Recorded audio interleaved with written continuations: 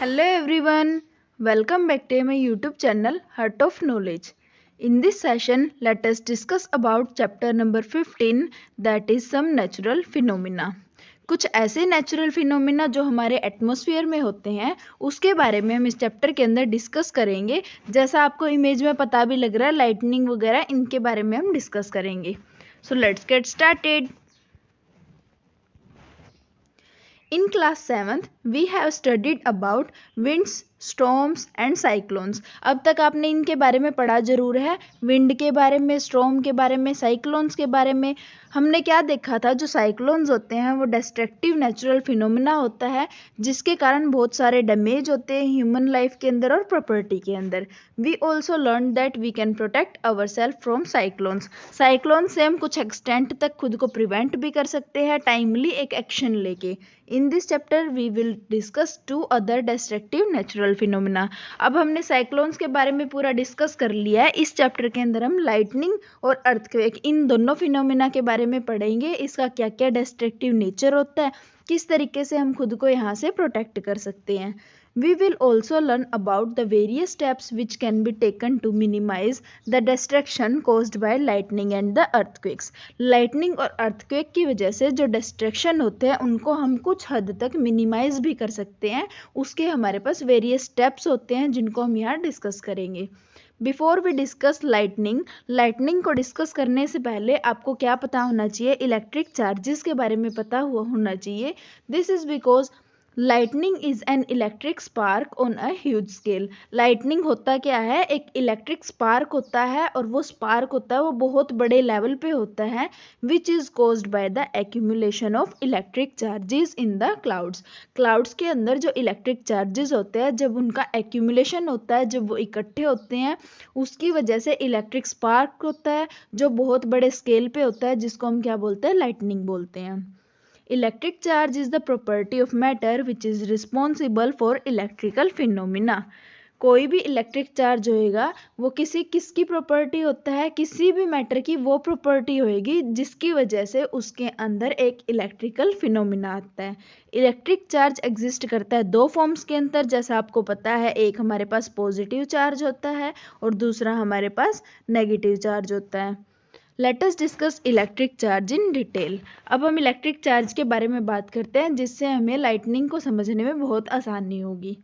About 2500 years ago एक great scientist था जिसका क्या नाम था, थेल्स. उसने क्या ऑब्जर्व किया, जब हम एक मटेरियल है जिसको हम अंबर बोलते हैं उसको हम रब करते हैं सिल्क क्लॉथ के साथ, it start attracting the टिनी feathers.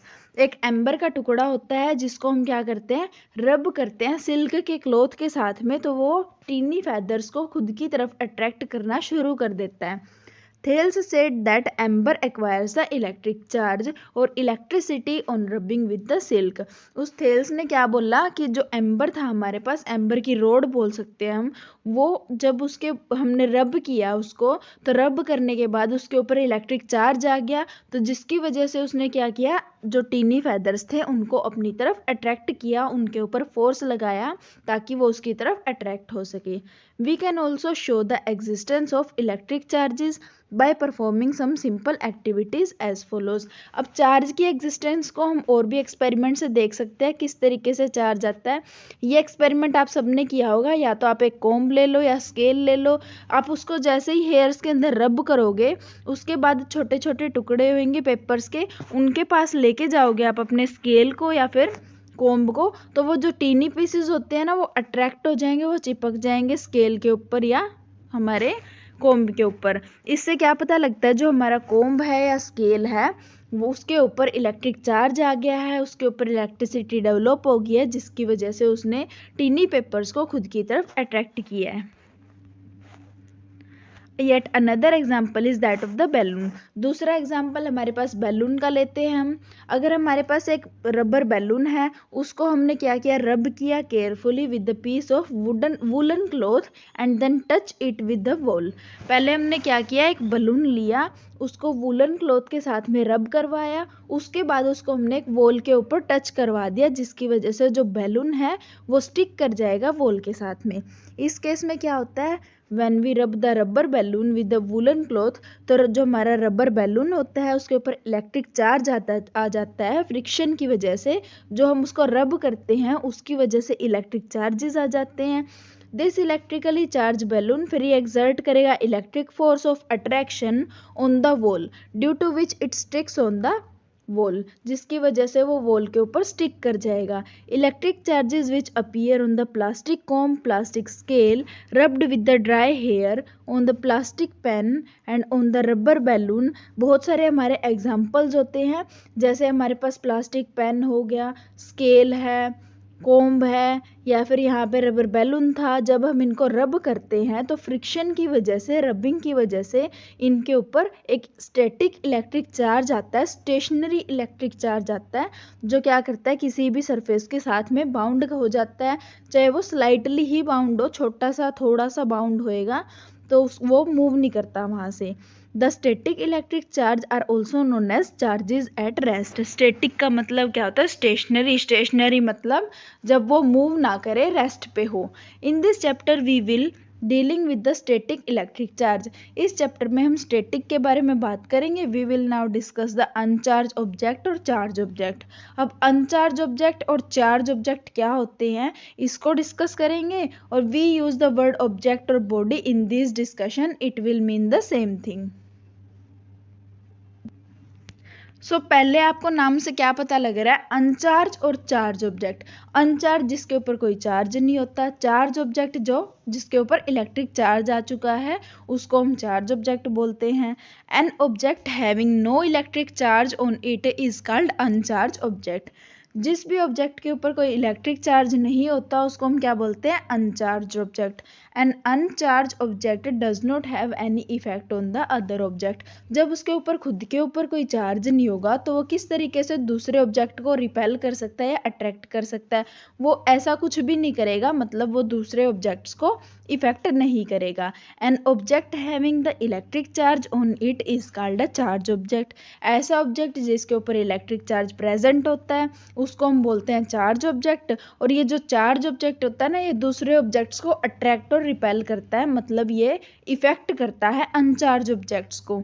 This point will become clear from the following example. अब यहाँ पे हम एक एग्जाम्पल लेते हैं। If we take a glass rod, हमने ग्लास की रोड ली है and bring it near some tiny pieces of the paper, उसको हम टीनी पीसेज ऑफ पेपर के पास लेके आते हैं। हमने सिर्फ क्या किया है, ग्लास रोड ली है और पीस लिए पेपर के, जिनमें से दोनों के ऊपर कोई चार्ज नहीं होता। इसका मतलब it will not have any effect on them, एक दूसरे का उसके ऊपर कोई इफेक्ट नहीं होगा। अब हम क्या करते हैं, उस ग्लास की रोड को पहले रब करते हैं सिल्क के क्लॉथ के साथ में। तो वहाँ पे क्या होगा, जब हम उसको टीनी पीसेस के पास में लेके आएंगे पेपर के, तो जो ग्लास रोड थी हमारी वो अट्रैक्ट कर जाएगी टीनी पीसेस ऑफ पेपर को टुवार्ड्स इटसेल्फ। इस ऑब्जर्वेशन से क्या पता लगा है हमें? saying that initially the glass rod is electrically neutral। पहले ग्लास रोड न्यूट्रल थी, अनचार्ज थी, उसके ऊपर कोई भी इलेक्ट्रिक चार्ज प्रेजेंट नहीं था। So it has no effect on the tiny pieces of the paper, जिसकी वजह से टीनी पीसेज ऑफ पेपर उसकी तरफ अट्रैक्ट नहीं होते, उनके ऊपर कोई इफेक्ट नहीं होता। But when the glass rod is rubbed with the silk cloth, जब ग्लास रोड को हमने सिल्क क्लॉथ के साथ में रब किया, then it gets electric charge, उसके ऊपर कुछ ना कुछ इलेक्ट्रिक चार्ज आया है जो स्टेशनरी है, स्टैटिक है। The electrically charged glass rod exerts a force on the tiny piece of paper and hence attracts them. यहाँ पे जो इलेक्ट्रिकली चार्ज ग्लास रोड था उसने क्या किया, फिर टीनी पीसेस के ऊपर फोर्स लगाया, जिसकी वजह से उसको उसकी तरफ अट्रैक्ट किया। इस एग्जाम्पल से हमें क्या पता लगा, glass rod rubbed with the silk acquires the ability to attract the small और अनचार्ज पीस ऑफ पेपर। एक ग्लास रोड जिसके ऊपर खुद के ऊपर एक चार्ज था सिल्क की वजह से, रबिंग की वजह से, तो उसके पास एक एबिलिटी आई जिसकी वजह से वो small uncharged piece of paper को अपनी तरफ अट्रैक्ट कर रहा था। The object showing this effect are said to be electrically charged और जस्ट चार्ज। तो इनको हम क्या बोलेंगे, या तो वो इलेक्ट्रिकली चार्ज है या फिर वो सिर्फ और सिर्फ चार्ज भी बोल सकते हैं। The process of giving electric charge to an object is called the charging of object. ऐसे ऑब्जेक्ट जिनके ऊपर इलेक्ट्रिक चार्ज आता है किसी प्रोसेस से, उनको हम क्या बोलते हैं? चार्जिंग ऑफ द ऑब्जेक्ट बोलते हैं। और जो ऑब्जेक्ट होता है उसको हम क्या बोलते हैं? Charge object. Charging an object by rubbing और द फ्रिक्शन। बहुत सारे मेथड्स होते हैं चार्जिंग के, यहाँ पे हम डिस्कस कर रहे हैं charging of an object by rubbing और द फ्रिक्शन। फ्रिक्शन के कारण या फिर रबिंग के कारण उसके ऊपर किस तरीके से चार्ज प्रेजेंट होता है। The simplest method of charging an object is to rub it with another suitable object. बहुत सारे ऐसे अलग अलग ऑब्जेक्ट होंगे जिनकी वजह से हम क्या करेंगे? एक ऑब्जेक्ट को रब करेंगे दूसरे के साथ में, तो वहाँ पे क्या आ जाएगा? उसके ऊपर चार्ज आ जाएगा। सुटेबल ऑब्जेक्ट जिनके साथ हम रब कर सकते हैं वो क्या क्या हो सकते हैं? Silk cloth, woollen cloth, hair, paper, polythene etcetera. When an object is rubbed with another object, जब हम एक ऑब्जेक्ट को दूसरे ऑब्जेक्ट के साथ में रब करते हैं, then there is friction between them, तो इन दोनों के बीच में फ्रिक्शन होता है। This friction charges the object, ये फ्रिक्शन क्या कर देता है? उस ऑब्जेक्ट को चार्ज कर देता है। The charging of an object by rubbing it with another object is called charging by friction. जब हम रबिंग से किसी भी ऑब्जेक्ट को चार्ज करते हैं तो उसको हम क्या बोलते हैं? Charging by friction. The charging of glass road by rubbing it with the silk cloth is an example of charging by friction. जो चार्जिंग ग्लास रोड की हुई थी रबिंग करने से, जो ग्लास रोड को हमने किसके साथ रब किया था? सिल्क क्लॉथ के साथ में रब किया था। तो उस रब की वजह से जो चार्जिंग हो रही थी वो किसका एग्जाम्पल है? ये charging by friction. Here are some more examples of charging by friction. जब हम प्लास्टिक कॉम को रब करते हैं ड्राई हेयर के साथ में, जब हम प्लास्टिक कॉम को acquires an electric charge due to friction, friction की वजह से इलेक्ट्रिक चार्ज आता है, तो plastic comb gets electrically charged. The electrically charged comb attract करेगा टीनी पीस ऑफ पेपर को। सिमिलरली जब हम बाल पॉइंट पेन को, जो उसकी रिफिल होती है, रब करेंगे vigorously with the piece of polythene, तो refill acquires the electric charge by friction. The refill is said to be electrically charge. Refill हमारी इलेक्ट्रिकली चार्ज हो जाएगी। चार्ज रिफिल अट्रैक्ट करेगी टीनी पीस ऑफ पेपर को जो उसके पास में रखे हुए होंगे। And when an inflated rubber balloon, जब हम रबर बैलून को रब करेंगे वुलन क्लॉथ के साथ में तो वो भी चार्ज हो जाएगा due to friction. The electric charges generated by rubbing are static electric charges. Electric charges generate होते हैं जब हम एक ऑब्जेक्ट को दूसरे ऑब्जेक्ट के साथ में रब करते हैं, और उन इलेक्ट्रिक चार्जेस को हम क्या बोलते हैं? स्टैटिक इलेक्ट्रिक चार्ज बोलते हैं। The electric charges remain bound on the surface of the charge object. ऐसे चार्जेस, स्टैटिक का मतलब बताया था मैंने आपको, स्टेशनरी होता है या फिर जो रेस्ट पे होते हैं, मूव नहीं करते, मतलब वो अपने सरफेस के साथ में वहीं पे बाउंड रहते हैं, उनको हम क्या बोलते हैं? Static electric charges. They do not move by themselves, वो खुद से मूव नहीं करते। Please note that all the insulator objects, जितने भी इंसुलेटर ऑब्जेक्ट्स होते हैं अनचार्ज ऑब्जेक्ट होते हैं, जैसे ग्लास रोड है, प्लास्टिक कॉम है, स्केल है, प्लास्टिक की स्ट्रॉ है, ball pen refill, rubber balloon etcetera, ये सब के सब चार्ज हो सकते हैं by rubbing with the held in the hand. हाथ में पकड़ के जब हम इसको ऑब्जेक्ट को रब करते हैं किसी दूसरे ऑब्जेक्ट के साथ में, वो तभी क्या हो सकते हैं? चार्ज हो सकते हैं। This is because being insulator, they do not conduct electric charges produced on their surface through our hand and body into the earth. अब हम ये सोच रहे हैं जैसे इलेक्ट्रिक चार्ज हमारे हाथ में बलून है, जब उसके ऊपर इलेक्ट्रिक चार्ज आया तो हमें शॉक क्यों नहीं लगता या वो हमारे अंदर से पास क्यों नहीं होते? इसका ये रीज़न है क्योंकि ये क्या होते हैं? इंसुलेटर्स होते हैं। आपको पता है जैसे हमारे पास ग्लास की रोड थी, बलून था वो रबर का था, ये सब क्या होते हैं? नॉन कंडक्टर्स होते हैं, इंसुलेटर्स होते हैं, मतलब जो इलेक्ट्रिक चार्जेस को कंडक्ट नहीं करते हैं। तो जो उनके सरफेस के ऊपर प्रोड्यूस होते हैं वो हमारे हाथ से बॉडी के अंदर से होके अर्थ के अंदर नहीं जाते, क्योंकि वो इलेक्ट्रिक चार्जेस को कंडक्ट नहीं करते, नॉन कंडक्टर्स होते हैं। On the other hand conducting objects है जो मेटल्स के बने हुए होते हैं, जैसे स्टील की बात करें, हम स्पून की बात करें, इनको हम रबिंग से चार्ज नहीं कर सकते, क्योंकि जैसे हम उसको हाथ में लेकर चार्ज करने की कोशिश करेंगे तो क्योंकि जो हमारी स्पून होती है और मेटल की कुछ भी चीज़ें होती है वो कंडक्टर होती है, तो उनकी वजह से चार्ज जरूर आएगा उनके ऊपर दूसरे मटेरियल्स की वजह से। तो इलेक्ट्रिक चार्ज जो प्रोड्यूस होएगा ना वो हमारे हाथ से फ्लो कर जाएगा अर्थ के अंदर, एंड द कंडक्टर ऑब्जेक्ट है वो फिर से अनचार्ज रह जाएगा। अब मेटल ऑब्जेक्ट जैसे स्टील के स्पून की बात करें हम, can be charged by rubbing only when held by an insulating material like polythene.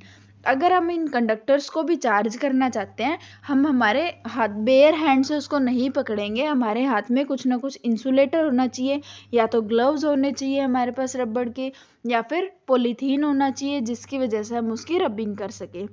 Copper, aluminium, iron are also the metals. So एक कॉपर की रोड है, एल्यूमिनियम की रोड है या आयरन की रोड है, इनको भी हम चार्ज नहीं कर सकते फ्रिक्शन की वजह से by holding in our hands. Please note that our skin is a conductor of electricity which allows electric charges to move throughout it. But since the electric charges on the insulator remain bound to their surface, they can't reach the skin of our hand. हमारी जो skin होती है वो भी एक electricity को conduct करने वाली कंडक्टर होती है, जिसकी वजह से कोई भी चार्ज है वो हमारे हाथ के अंदर से अगर मूव करके अर्थ में चला जा सकता है। लेकिन अगर हमारे हाथ में कोई भी इंसुलेटर है तो वो डायरेक्ट कांटेक्ट में नहीं आएगा स्किन के, जिसकी वजह से फ्लो नहीं होएगा चार्जर का, and hence conductors can conduct electric charges. Now the next topic is friction charges both the object which are rubbed together. जब हम दो ऑब्जेक्ट को आपस में रब करते हैं तो फ्रिक्शन की वजह से दोनों ऑब्जेक्ट के ऊपर चार्जेस आते हैं। When two objects are rubbed together, then both the objects get charged by friction but with the opposite charges. जब कोई भी दो ऑब्जेक्ट आपस में रब किए जाते हैं तो दोनों ऑब्जेक्ट्स के ऊपर चार्ज आता है फ्रिक्शन की वजह से, लेकिन जो चार्ज आता है उनके ऊपर वो हमेशा पॉजिटिव चार्जेस होते हैं। फॉर एग्जाम्पल, जब एक ग्लास रोड को हम रब करते हैं with the silk cloth, then both the glass rod as well as the silk cloth get charged. दोनों ग्लास रोड और सिल्क क्लॉथ चार्ज हो जाते हैं। The charged glass rod can attract tiny piece of paper. जो charge हमारी glass rod होती है वो क्या कर सकती है, टीनी पीस ऑफ पेपर को अट्रैक्ट कर सकती है, और जो हमारा चार्ज सिल्क क्लॉथ होता है वो भी अट्रैक्ट कर सकता है टीनी पीस ऑफ पेपर्स को। The electric charges acquired by the glass rod and the silk cloth are however opposite in nature. जो इलेक्ट्रिक चार्जेस थे हमारे पास ग्लास रोड के ऊपर और सिल्क क्लॉथ के ऊपर, वो हमेशा अपोजिट नेचर के होते हैं। As a convention the electric charge acquired by the glass rod rubbed with the silk is called positive charge. एक कन्वेंशन है, एक हमने इस तरीके से मानना है, जो इलेक्ट्रिक चार्ज ग्लास रोड के ऊपर होता है जब हम उसको सिल्क के साथ में रब करते हैं, ग्लास रोड के ऊपर हमारा पॉजिटिव चार्ज होता है। सो इन दिस केस जो ग्लास रोड है उसके ऊपर पॉजिटिव इलेक्ट्रिक चार्ज आएगा, और जो सिल्क क्लॉथ है उसके ऊपर अपोजिट चार्ज आएगा। पॉजिटिव का अपोजिट क्या होता है, नेगेटिव चार्ज होता है। तो इस तरीके से हमारी ग्लास रोड के ऊपर पॉजिटिव चार्ज और सिल्क क्लॉथ के ऊपर negative electric charge.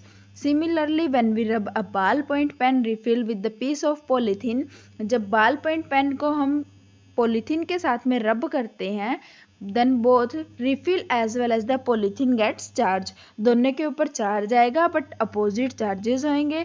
The ballpoint pen refill acquires a positive charge.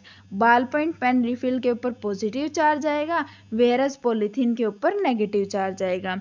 Please note that all the objects made of clear plastic, जितने भी ऑब्जेक्ट क्लियर प्लास्टिक के बने हुए थे जिनको हम एक्राइलिक प्लास्टिक बोलते हैं, such as ball pen refill, clear plastic scale etcetera, gets positive charge on rubbing. इन सब के ऊपर पॉजिटिव चार्ज आता है। On the other hand all the objects made of polythene plastic, जो पॉलीथीन प्लास्टिक के बने हुए होते हैं, जैसे पॉलीथीन की शीट है, पॉलीथीन का प्लास्टिक कॉम्ब है, इनके ऊपर नेगेटिव चार्ज आता है रबिंग से।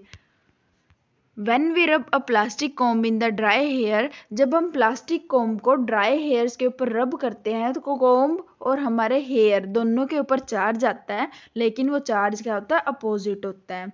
इन this case the plastic comb get negative charge. ऊपर मैंने अभी आपको बताया है कि जो पॉलीथीन प्लास्टिक वगैरह है इनके ऊपर नेगेटिव चार्ज आता है, तो यहाँ भी जो प्लास्टिक का कोम्ब होता है ये पॉलीथीन का होता है, ये इसके ऊपर क्या आता है, नेगेटिव चार्ज आता है। Whereas hair get positive charge, लेकिन हेयर्स के ऊपर पॉजिटिव चार्ज आएगा। Again when the we rub an inflated rubber balloon with a piece of woollen cloth, तो यहाँ पे भी क्या होता है, दोनों के ऊपर चार्ज आएगा जो कि अपोजिट होएगा। The rubber balloon gets negative charge and the woolen cloth acquires the positive electric charge. In fact, when any two objects are rubbed together, जब कोई भी दो objects आपस में rub किए जाते हैं, then both the object get charge but the opposite charges. दोनों ऑब्जेक्ट हमारे चार्ज होंगे लेकिन अपोजिट चार्जेस के साथ में होंगे। If one object get positive charge then the other object will be negative charge. अगर एक ऑब्जेक्ट हमारा पॉजिटिव चार्ज का होएगा तो हमेशा दूसरा ऑब्जेक्ट नेगेटिव चार्ज ही एक्वायर करेगा। Now which object will get positive charge and which object will get negative charge depend on the nature of materials of which the two objects are made. अब कोई भी दो body आपस में रब की जाएंगी, कोई भी दो ऑब्जेक्ट जब आपस में रब किए जाते हैं तो उनके ऊपर चार्जेस दोनों के ऊपर आते हैं, लेकिन दोनों के चार्जेस एक दूसरे के अपोजिट होते हैं। अगर एक के ऊपर पॉजिटिव है तो हमेशा दूसरे के ऊपर नेगेटिव चार्ज एक्वायर होएगा। ये डिपेंड करेगा कौन से के ऊपर पॉजिटिव है या कौन से के ऊपर नेगेटिव चार्ज है, only on the nature of material. जो मटेरियल का नेचर होता है सिर्फ उसी के ऊपर इनकी डिपेंडेंस होती है। How the rubbing charges various objects, बहुत सारे ऑब्जेक्ट्स को रब करने से कैसे चार्ज आता है। All the objects like glass rod, silk cloth, rubber balloon, woollen cloth, plastic comb, hair, ball point pen, refill, polythene, जितना भी हमने यहाँ पे एग्जाम्पल पढ़े हैं उन सब ऑब्जेक्ट्स के अंदर are made up of the tiny particles. ये सारे के सारे टीनी पार्टिकल्स के बने हुए होते हैं जिनको हम क्या बोलते हैं, एटम्स बोलते हैं। All the atoms contain two types of electric charges inside them. जितने भी एटम्स होते हैं, जैसे फॉर एग्जांपल हमारा ये एटम है, इसके अंदर पॉजिटिव और नेगेटिव चार्ज हर जगह प्रेजेंट होता है। इस तरीके से कहीं भी पॉजिटिव और नेगेटिव चार्ज प्रेजेंट होता है और जिसकी वजह से ये बॉडी है वो न्यूट्रल होती है। पॉजिटिव इलेक्ट्रिक चार्जेस को हम क्या बोलते हैं, प्रोटॉन्स बोलते हैं, और नेगेटिव इलेक्ट्रिक चार्जेस को हम इलेक्ट्रॉन्स बोलते हैं, जो किसी भी एटम के अंदर में प्रेजेंट होते हैं। इन एन अनचार्ज ऑब्जेक्ट, एक जो अनचार्ज ऑब्जेक्ट होता है इसके अंदर पॉजिटिव चार्ज का नंबर मतलब प्रोटॉन्स का नंबर किसके इक्वल होता है, नेगेटिव चार्ज के इक्वल होता है, मतलब इलेक्ट्रॉन्स के इक्वल होता है। किसी भी एटम के अंदर जितने भी प्रोटॉन्स होंगे वो इलेक्ट्रॉन्स के एग्जैक्टली इक्वल होंगे। The equal number of positive and negative electric charges balance each other, जिसकी वजह से ये आपस में बैलेंस हो जाएंगे और जो हमारा ऑब्जेक्ट है वो इलेक्ट्रिकली न्यूट्रल हो जाएगा, जिसके ऊपर कोई भी चार्ज प्रेजेंट नहीं होएगा। The positively charged protons are held strongly inside the nucleus of the atom. जो पॉजिटिव चार्ज होता है वो हमारा न्यूक्लियस के अंदर प्रेजेंट होता है। So protons can't be transferred from the atom of one object to another object during rubbing. जब हम रब करते हैं उस टाइम पे कोई भी प्रोटॉन ट्रांसफर नहीं करता, क्योंकि जो एटम का न्यूक्लियस होता है उसके अंदर वो टाइटली बाउंड होते हैं उसी जगह पे, जिसकी वजह से वो ट्रांसफ़र नहीं कर सकते।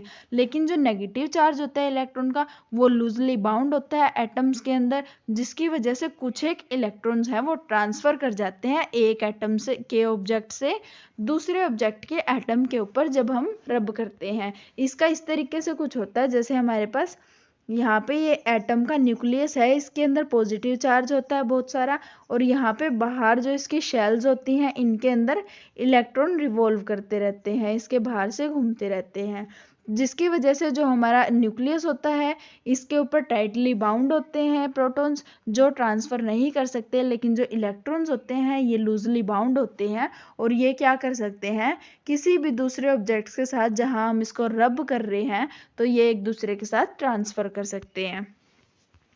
The object which loses the negative charge electrons during the rubbing acquires a positive electric charge. जैसे फॉर एग्जांपल इसको मैं बताती हूँ आपको कि कोई भी ऑब्जेक्ट जो नेगेटिव चार्ज को लूज कर देता है रबिंग के टाइम पे, मतलब वहाँ से वो ट्रांसफर होके दूसरे ऑब्जेक्ट के पास चला जाता है, तो उस टाइम पे क्या होता है, उसके ऊपर एक पॉजिटिव चार्ज आ जाता है। जैसे यहाँ पे हमारा क्या है, एक एटम है, ये इसके अंदर पॉजिटिव चार्ज है। हम पॉजिटिव चार्ज की यहाँ पे बात एक बार नहीं कर रहे हैं, क्योंकि हमें किसको ट्रांसफ़र करवाना है, नेगेटिव चार्ज को ट्रांसफ़र करवाना है। ये हमारा दूसरा एटम है जिसके अंदर पॉजिटिव चार्ज ग्रीन कलर है ये। तो यहाँ पे क्या होता है, जो इलेक्ट्रॉन्स हमारे यहाँ होते हैं और जो इलेक्ट्रॉन्स हमारे इसके ऊपर भी रिवॉल्व करते हैं। अब यहाँ पे बात करते हैं कि इलेक्ट्रॉन्स हैं हमारे, इसके इलेक्ट्रॉन्स और प्रोटॉन्स दोनों इक्वल हैं। इसी तरीके से इसके इलेक्ट्रॉन्स और प्रोटॉन्स दोनों इक्वल है, जिसकी वजह से ये न्यूट्रल हैं, कोई भी इनके ऊपर चार्ज नहीं है। अब क्या होता है, यहाँ के इलेक्ट्रॉन्स ट्रांसफ़र कर जाते हैं यहाँ के ऊपर। फॉर एग्जांपल मैंने लिया है कि 2 इलेक्ट्रॉन्स यहाँ से ट्रांसफ़र कर गए, फर्स्ट वन से सेकंड वन के ऊपर 2 इलेक्ट्रॉन्स चले गए हैं, तो यहाँ पे हमारे इलेक्ट्रॉन्स का नंबर कम हो गया है और प्रोटॉन्स हमारे ज़्यादा है, जिसकी वजह से इसके ऊपर ऑल ओवर चार्ज कितना आ जाएगा, प्रोटॉन का आ जाएगा, पॉजिटिव चार्ज हो जाएगा। तो टोटल इसके ऊपर कितना चार्ज हुआ, पॉजिटिव हुआ। और इसके ऊपर ट्रांसफ़र हुए हैं 2 इलेक्ट्रॉन्स, तो इसका मतलब यहाँ पे इलेक्ट्रॉन्स के नंबर इंक्रीज हो गए, जिसकी वजह से इसके ऊपर नेगेटिव चार्ज आ जाएगा। तो ऐसा ऑब्जेक्ट जो लूज करता है नेगेटिव चार्ज को, इसने क्या किया, लूज किया है नेगेटिव चार्ज को, जिसकी वजह से इसके ऊपर खुद के ऊपर क्या आया है, पॉजिटिव चार्ज। और ऐसा इलेक्ट्रॉन, ऐसा ऑब्जेक्ट जो गेन करता है नेगेटिव चार्ज को, इसने क्या किया है, नेगेटिव चार्ज को गेन किया है, जिसकी वजह से इसके ऊपर ऑल ओवर चार्ज हमारा नेगेटिव आया है। The object which loses the negative charge electrons during the rubbing, उसके ऊपर पॉजिटिव इलेक्ट्रिक चार्ज आएगा, बिकॉज जो नंबर है पॉजिटिव प्रोटॉन्स के वो क्या हो जाते हैं, ज़्यादा हो जाते हैं नंबर ऑफ नेगेटिव इलेक्ट्रॉन से। और ऐसे ऑब्जेक्ट जिनके ऊपर नेगेटिव चार्ज इलेक्ट्रॉन्स गेन होते हैं, वो क्या करते हैं, नेगेटिव चार्ज को एक्वायर करते हैं। Whether an object will lose electrons और gain electrons during the rubbing, ये भी डिपेंड करता है मटेरियल का नेचर किस तरीके का है, कि वो लूज करेगा इलेक्ट्रॉन्स को या फिर वो गेन करेगा इलेक्ट्रॉन्स को। The materials like glass, woollen cloth, hair, ball pen refill lose electrons more easily and hence gets positive charge on rubbing. ऐसे मटेरियल्स हैं, ये एग्जाम्पल दे रखे हैं, ये क्या करते हैं, बहुत इजीली इलेक्ट्रॉन्स को लूज कर देते हैं, जिनकी वजह से इनके ऊपर खुद के ऊपर पॉजिटिव चार्ज आ जाता है। On the other hand materials है जैसे सिल्क, रबर बैलून, प्लास्टिक कोम, पॉलीथीन, ये क्या करते हैं, इलेक्ट्रॉन्स को गेन कर सकते हैं इजीली, जिनकी वजह से इनके ऊपर नेगेटिव चार्ज आ जाता है। Our next topic is types of electric charges and their interaction. इसको हम कवर करेंगे नेक्स्ट लेक्चर के अंदर। अगर आपको सेशन अच्छा लगा हो तो आप मुझे कमेंट सेक्शन में ज़रूर बताएं। तब तक के लिए हर हर महादेव।